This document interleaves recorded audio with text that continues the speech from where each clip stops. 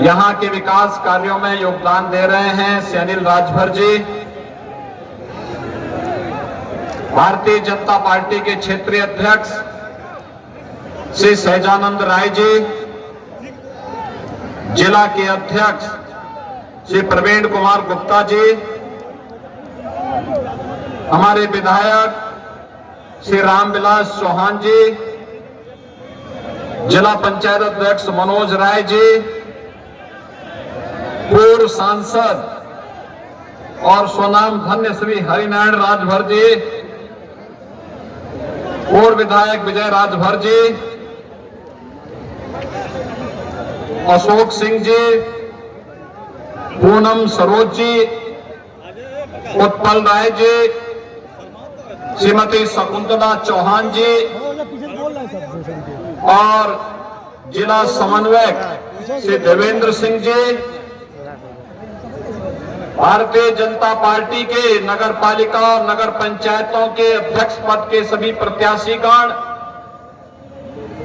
और भारी संख्या में नगर निकाय चुनाव में भारतीय जनता पार्टी के प्रत्याशियों को आशीर्वाद देने के लिए उपस्थित तपोभूमि को महान स्वाधीनता संग्राम सेनानियों की जन्मस्थली और महान क्रांतिकारी कवि पंडित श्याम नारायण पांडे जी की इस जन्मभूमि को, जिसे तमसा नदी ने अपने आंचल में रख करके पवित्र किया है, ऐसे मऊ जनपद को कोटि कोटि नमन करते हुए मैं आप सबका हृदय से अभिवादन करता हूं।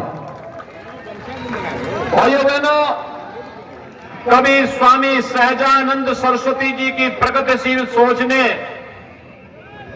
इस जनपद को एक दिशा दी थी। स्वर्गीय कल्पनाथ राय जी का योगदान मऊ विस्मृत नहीं कर सकता। एक और इन प्रगतिशील सोच के महापुरुषों का योगदान इस जनपद को आगे बढ़ाने के लिए रहा, लेकिन बीच के कालखंड में जिस जनपद की सोच साहित्यकारों से थी, क्रांतिकारियों से थी,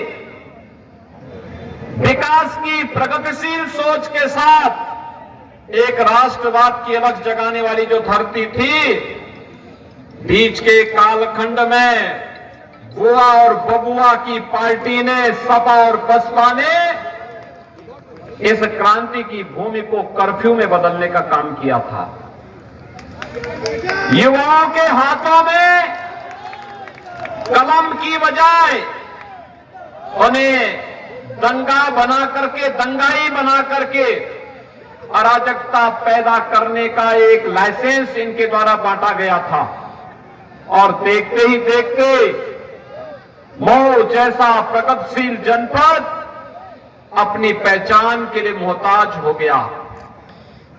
आज भाइयों बहनों, मुझे प्रसन्नता है इसी माटी के सपूत उत्तर प्रदेश सरकार के दो बड़े मंत्रालयों का दायित्व संभालने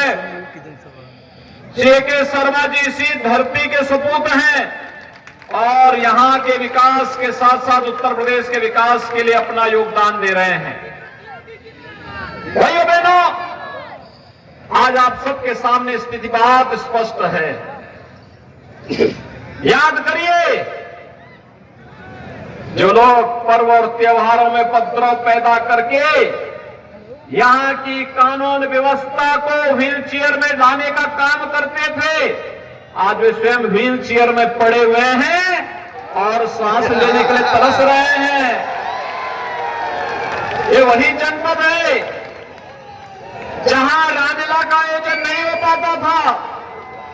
याद करिए, ये वही जनपद है, रामलीला के आयोजन को प्रतिबंधित किया था समाजवादी पार्टी की सरकार ने, और ये वही जनपद है जहां बारी बारी से सपा और बसपा इन पेशेवर माफिया और अपराधियों को अपना सानिध्य में लेकर के इन्हें अराजकता पैदा करने की खुली छूट देते थे। लेकिन आज जब उत्तर प्रदेश के अंदर डबल इंजन की सरकार आई तो जो कानून व्यवस्था को व्हील चेयर पर ले जाते थे, भाइयों बहनों, आज उन्हीं को व्हील चेयर में पहुंचाने का काम कर दिया गया। और इसीलिए आज मैं आपसे अपील करने के लिए आया हूं। ये चुनाव हम जानते हैं केंद्र और प्रदेश सरकार की सेहत पे असर नहीं पड़ता, लेकिन जनता की सेहत के लिए चुनाव महत्वपूर्ण है। जनता की सेहत के लिए महत्वपूर्ण है।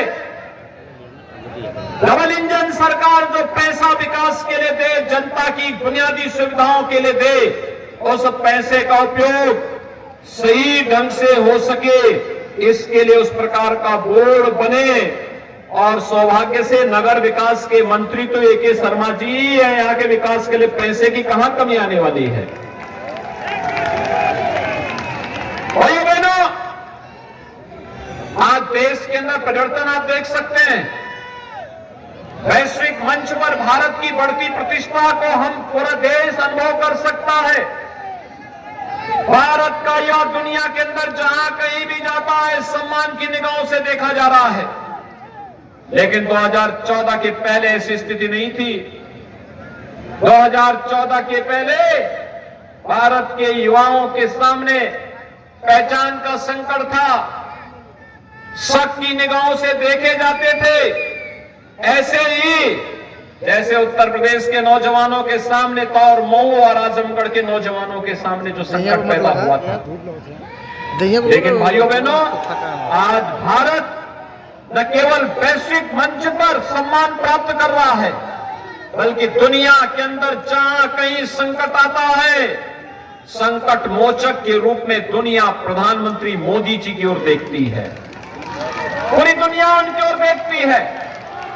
भाइयों बहनों, G20 जैसे दुनिया के 20 बड़े देशों को प्रतिनिधित्व देने की बात हो, या फिर दुनिया के हर संकट का समाधान करने का वादा रखने की सामर्थ्य ये प्रधानमंत्री मोदी जी के पास है। और उनके नेतृत्व में जहां वैश्विक मंच पर भारत की प्रतिष्ठा लगातार बढ़ी है, वहीं साथ ही साथ देश के अंदर इंफ्रास्ट्रक्चर डेवलपमेंट के कार्यों ने भी एक नई गति पकड़ी है।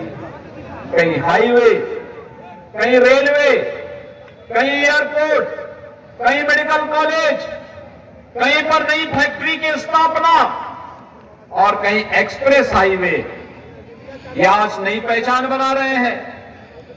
गरीबों के लिए मकान की सुविधा, गरीबों के लिए शौचालय। जनता समझदार हो चुकी है, शिक्षित हो चुकी है, जान रही है कि डबल इंजन की सरकार है, भाजपा को जिताएगी, कमल के फूल पर वोट देगी। बुलडोजर आया, क्या कहना चाहेंगे? सब बुलडोजर देखते हुए सारी जनता भाजपा के पक्ष में हो गई है। क्यों, डर के? बुलडोजर का डर लग रहा है। जनता का भी डर है बुलडोजर का। माननीय आदित्यनाथ योगी जी अच्छा काम कर रहे हैं और गुंडागर्दी नहीं चल रही है और किसानों को सम्मान मिल रहा है, मुसलमानों को सम्मान मिल रहा है। गरीब दुखिया सारे लोग योगी जी से खुश है, मोदी जी से खुश है। इसके नाते बुलडोजर है और सम्मानित जनता ने ले आकर के खड़ा करने का काम किया है। यानी कानून का राज उत्तर प्रदेश के अंदर स्थापित हो रहा है, इसके नाते बुलडोजर है, वो प्रतीक मात्र है। और आप एक चीज़ को समझ लीजिए, बुलडोजर के डर के नाते नहीं, जनता भारतीय जनता पार्टी को स्वीकार कर रही है। और सबका साथ, सबका विकास, सबका विश्वास, सम्मानित जनता के प्रयास से जो उत्तर प्रदेश के अंदर सरकार चल रही है, विकास के नाम पे भारतीय जनता पार्टी को लोग वोट दे रहे हैं। और अजय कुमार जी को और जितने नगर पंचायत में प्रत्याशी हैं, भारतीय जनता पार्टी को लोग वोट देने के लिए तत्पर हैं। और भारतीय जनता पार्टी के नेता के नाते परम पूज्य योगी आदित्यनाथ जी महाराज को आज सुनने के लिए आपने देखा है, जनपद के कोने कोने से जो भारत का भविष्य गढ़ रहा है, ऐसे युवा और भारतीय जनता पार्टी के नेता कार्यकर्ता। जो नाराजगी थी खत्म हो गई आपस में? अब पता नहीं, मुझे तो नहीं पता। कुछ फर्क पड़ेगा चुनाव में? अब मुख्यमंत्री जी बस कुछ ही दिन चुनाव को बाकी है, 4 बुलडोजर फील्ड में रखे थे, क्या उद्देश्य, क्या माना जाए? आज जो है माननीय मुख्यमंत्री जी, पूजनीय मुख्यमंत्री जी जो है चुनाव जनसभा को संबोधित किए और आज से चुनाव जो है हम चुनाव जीत गए। जो जितना जनसमूह उमड़ा था यहाँ पे, आप देखें सामने मैदान में जितना जनसमूह उमड़ा है, ये सब वोट में तब्दील हो जाएगा। और आने वाले 13 तारीख को जो है आपके सामने रिजल्ट जब होगा तो आप आश्चर्यचकित हो जाएंगे कि जीतना ही नहीं, भारी मतों से जो है भारतीय जनता पार्टी का प्रत्याशी, सारे प्रत्याशी जीतेंगे और मैं नगर पालिका परिषद मऊ को जीत के जो है इतिहास लिखने का काम करूँगा। अजय भैया जिंदाबाद।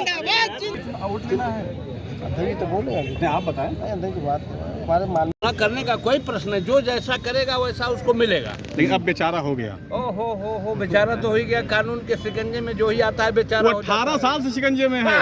आपने मन से कहा कि जिसने आपने कहा कि प्रकृति न्याय कर रही है, तो प्राकृतिक तो न्याय कर रही है भाई। हम कह रहे हैं कि जो जैसा काम करता है, कुछ ऊपर वाले भी फैसला करता है, वो देर नहीं करता, तुरंत फैसला करता है। सांसद जी, मन से आपने कहा था कि जिन्होंने अतीक और अशरफ का हत्या कहें या आपकी भाषा में इनकाउंटर कहे, तो आप वो सीधे स्वर्ग में जाएंगे। क्या आप हत्यारे स्वर्ग में जाएंगे? अरे भाई, उनका भी तो किसी दिन इस दुनिया से जाना है, तो स्वर्ग में जाएंगे? रिजर्व कुर्सी है उनकी। कैसे पता आपको? अरे कैसे पता है? हाँ। ये प्राकृतिक व्यवस्था है, पता कैसे? अरे स्वर्ग में जाएगा, नर्क में जाएगा, कैसे पता? अरे नहीं, हम जानते हैं। अच्छा, मुख्तार अंसारी कहाँ जाएगा, स्वर्ग में नर्क में?